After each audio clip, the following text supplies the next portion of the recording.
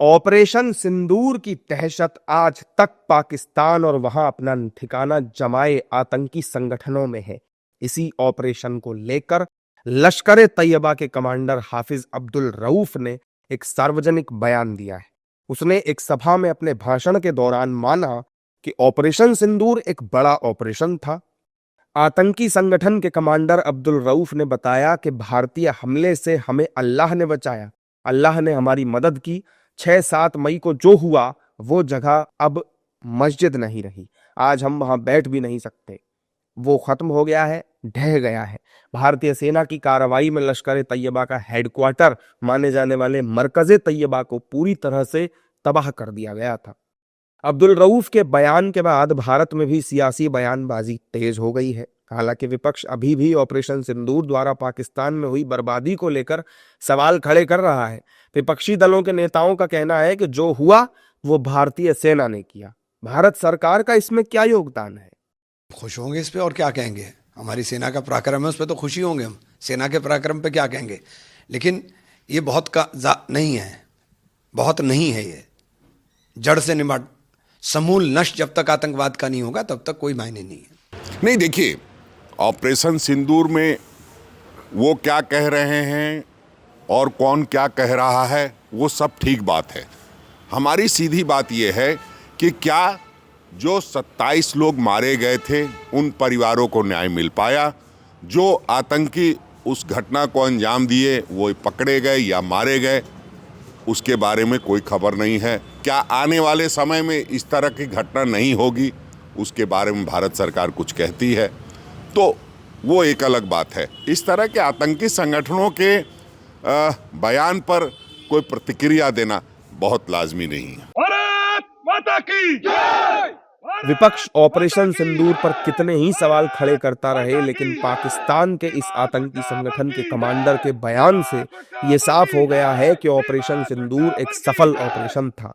वहीं बीजेपी नेताओं ने विपक्ष के सवालों को खारिज करते हुए कहा कि विपक्ष कितने भी सवाल उठा ले, लेकिन हमारी सेना ने पाकिस्तान को उसकी औकात दिखा दी है।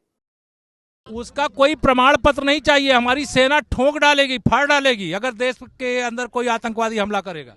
और इसका जवाब ऑपरेशन सिंदूर के माध्यम से दे दिया गया है। वो स्वीकार करे या अस्वीकार करे इससे फर्क नहीं पड़ता, लेकिन देश का दुश्मन चाहे दुश्मन के देश में भी छिपा होगा, बिल में भी घुसा होगा, पाताल में भी जाके ठिकाना बनाया होगा, तब भी हमारी सेना इतनी सक्षम है कि उनको मिटा देगी। देखिए, उस समय जब ऑपरेशन सिंदूर हुआ था, प्रधानमंत्री विदेश दौरे पर थे और प्रधानमंत्री ने आते ही कहा था अब कुछ बड़ा होने वाला है। और जिस प्रकार से आतंकी ठिकानों के ऊपर जाकर पाकिस्तान में घुसकर उनके सभी कमांडर चीफ को मारा गया।